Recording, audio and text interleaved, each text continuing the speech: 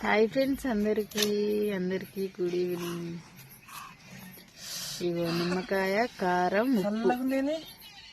ఎందుకు అట్లా ఈరోజు రెసిపీ అట్లా తినాలి ఒక్కొక్కసారి. ఏమంటారు?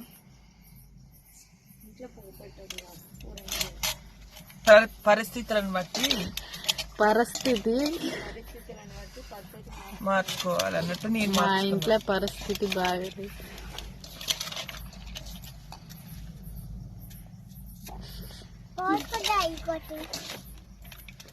ఎందుకంటే చిన్నమ్మకి బాగాలేదు కదా, కూరలు వండుకోవద్దు. కారంతో తింటున్నా అనమాట. మీకు ఎంత మంది పొగలు వెళ్తుందన్నమాట.